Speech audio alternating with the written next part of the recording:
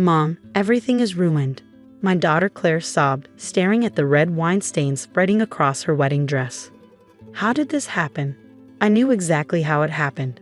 I'd watched Jennifer, my sister-in-law, accidentally bump into the table, sending the glasses flying at just the right angle to hit Claire's dress. The same Jennifer who'd been trying to make this wedding about herself from day one. My name is Rebecca Mitchell, and I was watching my sister-in-law try to destroy my daughter's wedding. But unlike the other times Jennifer had pulled her stunts, this time I was ready. Don't worry, sweetie, Jennifer cooed, rushing over with fake concern. I actually brought a backup dress. It's designer. I was saving it for a special occasion, but you can wear it. We're practically the same size. I bit back a laugh. Jennifer had spent weeks losing weight to fit into that backup dress, a white gown that looked suspiciously bridal. She'd been planning this moment for months. That's so thoughtful, I said calmly, meeting her eyes. But I think we have a better solution. Jennifer's smile faltered slightly. Oh, but the ceremony starts in an hour. There's no time to find another dress. Actually, I said, pulling out my phone, why don't we check the security footage from the bridal suite, just to see exactly how this little accident happened?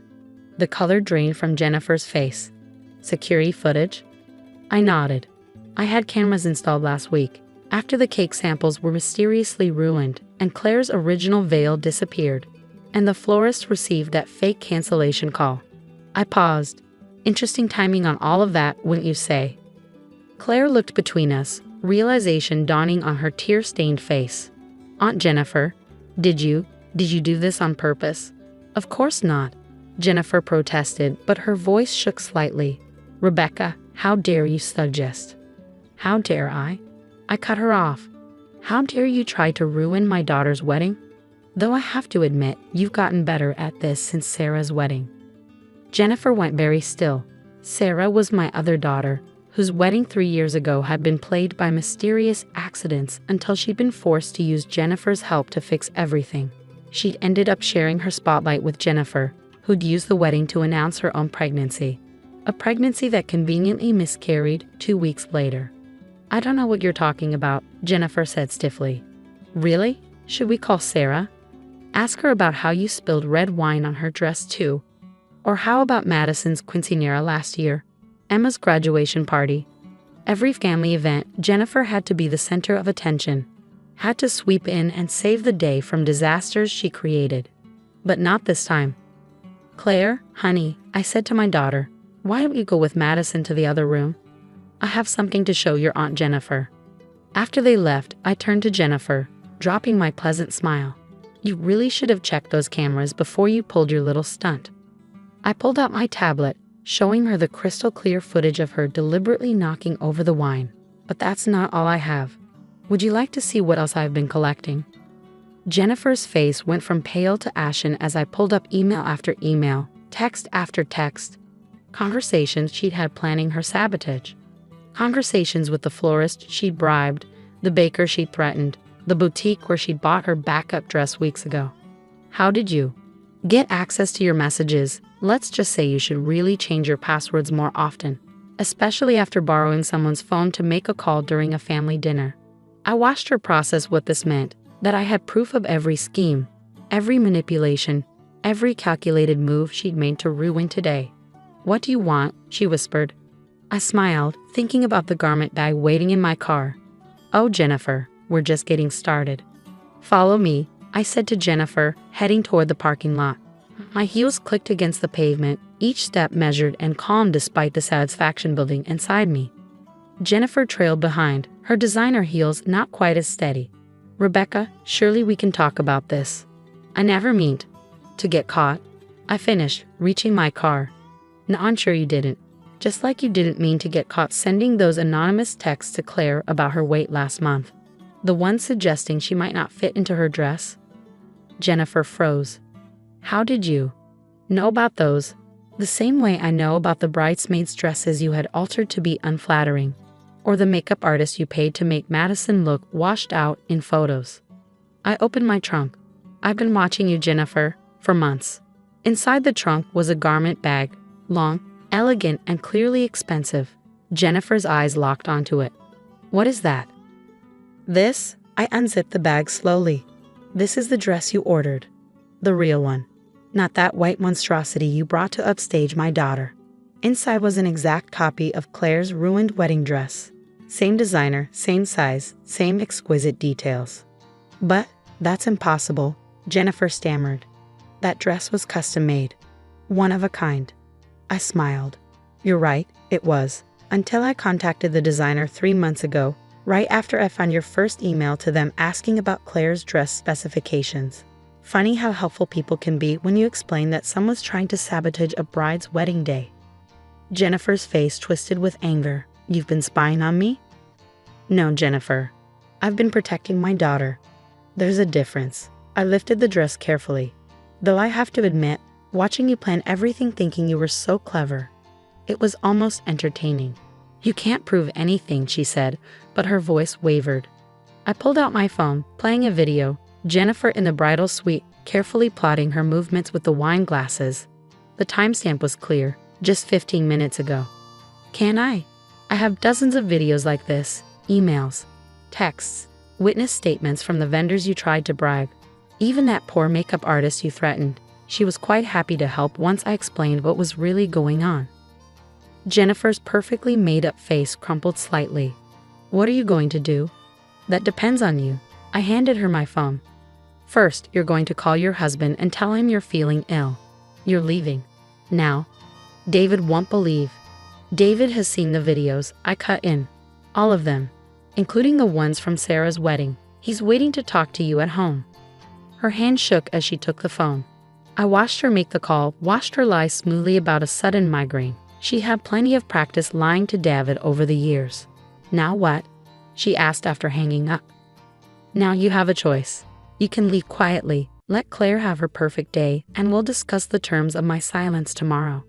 Or, I held up a USB drive, or every person in that reception hall sees exactly who you really are. Every scheme, every manipulation, every cruel text and sabotage event. I'm sure our family would find it fascinating viewing during the reception. Tears welled in her eyes, real ones this time. You're destroying our family. No, Jennifer, you did that. Every time you tried to ruin someone else's happiness. Every time you put your need for attention above your family's joy. I'm just making sure it stops. Today. I watched her walk to her car, her shoulders slumped in defeat. For the first time in years, she wasn't going to be the center of attention at a family event. Back in the bridal suite, Claire was overjoyed to see the replacement dress. Mom, it's perfect. But how did you know we'd need it? I helped her into the gown, smiling at her reflection in the mirror. Let's just say I learned from experience. Some people can't stand to see others happy, sweetheart. The trick is being prepared for them. Madison, my youngest, looked up from adjusting the train. Is that why Aunt Jennifer left? Dad said she was sick. Yes, I said, fixing Claire's veil.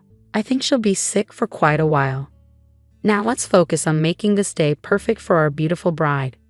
As Claire walked down the aisle an hour later, radiant in her pristine dress, I caught David's eye from across the church. He nodded slightly, a gesture of understanding and gratitude. He'd seen the evidence, knew what his wife had done.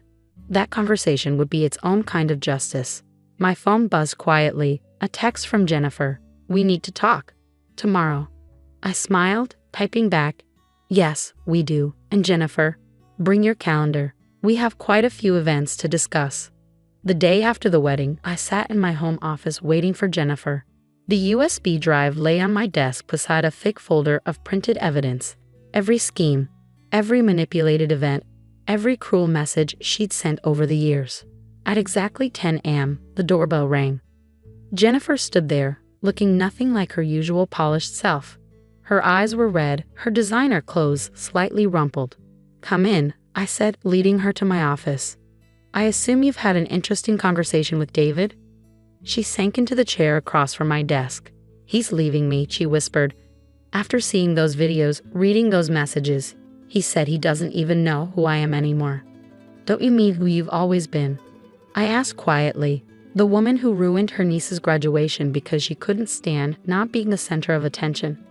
Who faked a pregnancy announcement at Sarah's wedding? I needed attention? Control? To feel important? I opened the folder. Let's look at your greatest hits, shall we? Madison's quinceañera, You told her she looked fat in her dress until she cried. Emma's college acceptance party. You announced your cancer scare that mysteriously disappeared 2 weeks later. Jennifer's hands twisted in her lap. I never meant to hurt anyone. Liar. My voice was sharp. You meant to hurt everyone.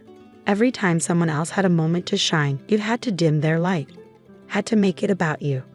What do you want from me? She asked, defeat heavy in her voice. I pulled out a document. This is a contract. You're going to sign it. A contract? Terms of your continued presence in this family, I explained. First, you'll seek professional help. Real therapy, not the fake sessions you claim to attend after Sarah's wedding. I've already found a therapist who specializes in attention-seeking behavior. She took the paper with trembling hands. Second, you'll write personal apology letters to everyone you've hurt. Sarah, Claire, Madison, Emma, everyone. And there'll be real apologies, Jennifer. No justifications, no excuses. And if I refuse? I played a video on my laptop, Jennifer admitting to the makeup artist that she'd planned to ruin Claire's wedding day. Then this goes public, along with everything else. How do you think your society friends would react? Your clients? The charity boards you sit on? You're blackmailing me, she whispered. No, I'm giving you a chance to fix what you broke. More than you deserve, honestly.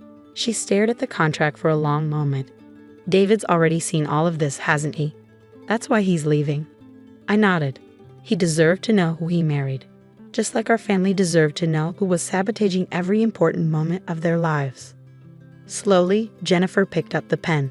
As she signed, I saw something I'd never seen before. Genuine remorse in her eyes. What happens now? She asked. Now you get help. Real help. And maybe if you do the work, if you truly change, this family might forgive you. Eventually. After she left, I called David. She signed. I told him. Good, he replied, his voice tired. The divorce papers are being drawn up. I am sorry I never saw it before, Rebecca.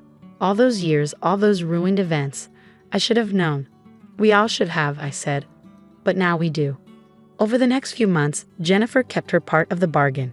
The apology letters arrived, raw, honest admissions of her actions. She attended therapy twice a week. Slowly, painfully, she began to understand the damage she'd done. Sarah was the first to receive her letter. She called me after reading it, crying. Mom, she admitted everything. The fake pregnancy, the sabotage honeymoon plans, everything. Are you okay? I asked. I think so, she said. It's just, all these years I thought maybe I was imagining things. That I was being too sensitive. That's what manipulators do, I told her. They make you doubt yourself. Claire's wedding photos arrived, perfect moments captured without Jennifer's drama overshadowing them. My daughter was radiant, her happiness untainted by manufactured disasters. Last week, Jennifer sent me a letter of her own. Not an apology. She'd already given me that, but a thank you note. You could have exposed everything publicly, she wrote, could have destroyed me completely. Instead, you forced me to face myself. To get help. I'm not asking for forgiveness. I know I haven't earned that yet. But I want you to know that I understand now, and I'm trying to be better. I placed her letter in the folder with all the evidence. Maybe someday I wouldn't need it anymore. Maybe someday Jennifer would truly change. But until then, I keep watching, keep protecting my family, keep the proof safe. Because some lessons need to be permanent, and some changes only happen when you're forced to face the truth about yourself. The folder stays in my desk drawer. A reminder that sometimes the best revenge isn't about destruction. Sometimes it's about reconstruction, about forcing someone to rebuild themselves into something better, even if they have to be broken first to do it.